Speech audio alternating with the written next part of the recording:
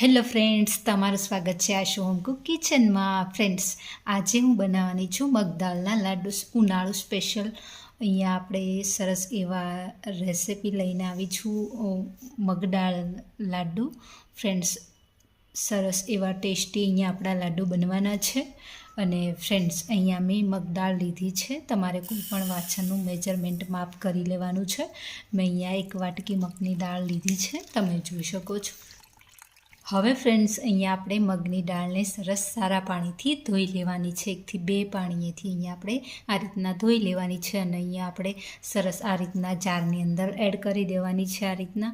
અને એમને અહીંયા આપણે કોરી થવા દેવાની છે આ રીતના. થોડી 5 થી 10 મિનિટ માટે અહીંયા આપણે મગની દાળને ડ્રાય થવા દેવાની છે. સરસ અહીંયા આપણી ડ્રાય થઈ ગઈ છે, તમે જોઈ શકો છો ફ્રેન્ડ્સ. અહીંયા આપણી મગની દાળ ડ્રાય થઈ ગઈ છે. હવે આપણે એક પેન લઈશું અને ગેસ ઉપર રાખીશું, તમે જોઈ શકો છો. હવે ફ્રેન્ડ્સ, અહીંયા આપણે મગની દાળને સરસ શેકી લેવાની છે આ રીતના, તમે જોઈ શકો છો. અને અહીંયા આપણે 1 ટેબલ સ્પૂન ઘી એડ કરી દેવાનું છે. અહીંયા આપણે ઘી સાથે જ મગની દાળને સરસ શેકી લેવાની છે. અને સરસ અહીંયા આપણી દાળ શેકાશે એટલે સરસ એવી સ્મેલ પણ આવશે, મગની દાળ શેકાશે એટલે. અને થોડી અહીંયા આપણી ગોલ્ડન બ્રાઉન થાય ત્યાં સુધી અહીંયા આપણે શેકી લેવાની છે, તમે જોઈ શકો છો ફ્રેન્ડ્સ.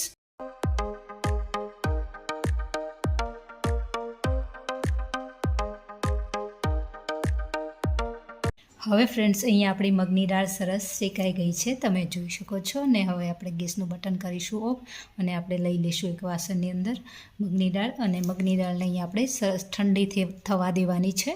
ઠંડી થઈ ગયા બાદ આપણે એમને મિક્સર જારની અંદર ક્રશ કરી નાખવાની છે. આ રીતના ક્રશ કરી લેવાની છે, જેથી અહીંયા આપણો સરસ સ્મૂથ એવો પાવડર થઈ જવાનો છે મગની દાળનો, તમે જોઈ શકો છો. હવે ફ્રેન્ડ્સ, અહીંયા આપણે ક્રશ કરી લઈશું, તમે જોઈ શકો છો. અને આપણો સરસ એવો અહીંયા આપણો મગની દાળનો પાવડર થઈ ગયો છે, તમે જોઈ શકો છો. હવે ફ્રેન્ડ્સ, અહીંયા આપણે એના જ પેનની અંદર આપણે મગની દાળનો પાવડર એડ કરી દેવાનો છે આ રીતના.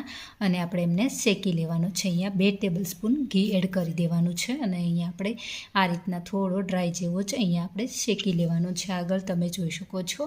અને ફ્રેન્ડ્સ, આ રીતના આપણે શેકતા રહેવાનો છે, હલાવતા રહેવાનું છે, તમે જોઈ શકો છો. અને થોડો આ રીતના થોડો શેકાઈ જાય ફ્રેન્ડ્સ, ફરી પાછું અહીંયા આપણે થોડું આ રીતના ઘી અંદર એડ કરી દેવાનું છે. અને ફરી આપણે આ રીતના શેકી લેવાનો છે લોટને. અને સરસ એવો અહીંયા આપણો ગોલ્ડન બ્રાઉન આ રીતનો લોટ શેકાઈ જાય ફ્રેન્ડ્સ, પછી અહીંયા આપણે બી એડ કરી દેવાના છે મગજતરીના અંદર. અને સરસ એવું અહીંયા આપણે બધું જ મિક્સ કરી લેવાનું છે. અને ગોલ્ડન બ્રાઉન થાય ફ્રેન્ડ્સ ત્યાં સુધી અહીંયા આપણે શેકાવા દેવાનો છે. અને આપણો લોટ શેકાશે એટલે સરસ એવી સ્મેલ અને આવવાની છે, તમે જોઈ શકો છો.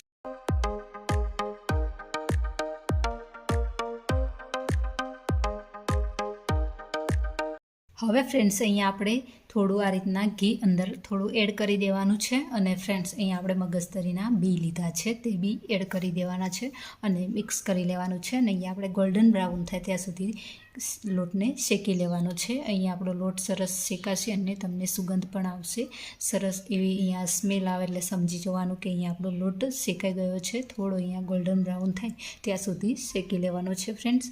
તો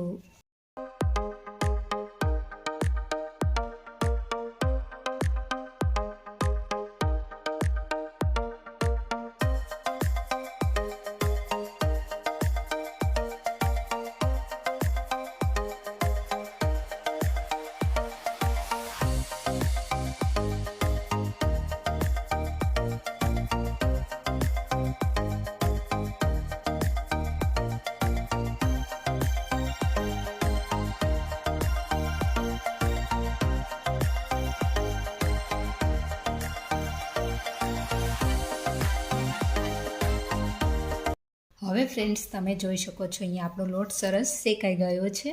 અને અહીંયા આપણે એક વાસણની અંદર સાઈડમાં લઈ લઈશું લોટને શેકેલો.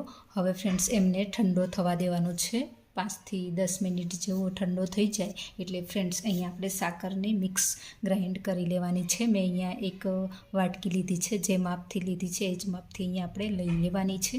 અને ફ્રેન્ડ્સ અહીંયા આપણો સરસ સાકરનો પાવડર થઈ ગયો છે, તે બી અંદર ઠંડુ થઈ ગયું છે. આપણું મગદાળનું જે બેટર છે તે ઠંડુ થઈ ગયું છે, તેની અંદર એડ કરી દેવાનો છે. આ રીતના તમે જોઈ શકો છો. અને ફ્રેન્ડ્સ અહીંયા મેં ડ્રાયફ્રૂટ્સ લીધું છે પાવડર, તે અંદર એડ કરી દેવાનો છે. અને અહીંયા મેં એલચી ફ્લેવરમાં છે એ જ એડ કરી રહી છું અત્યારે ડ્રાયફ્રૂટ્સ પાવડર. અને ફ્રેન્ડ્સ આ રીતના અહીંયા આપણે સરસ મિક્સ કરી લેવાનું છે, હાથેથી આ રીતના મિક્સ કરી લેવાનું છે. અને અહીંયા આપણે લાડુનો શેપ આપી દેવાનો છે, આ રીતના હાથેથી જ અહીંયા મેં લાડુનો શેપ આપી દીધો છે, તમે જોઈ શકો છો. અને સરસ એવા અહીંયા આપણા જોઈને જ ખાવાનું મન થાય એવા આપણા લાડુ ફ્રેન્ડ્સ તૈયાર છે, તમે જોઈ શકો છો.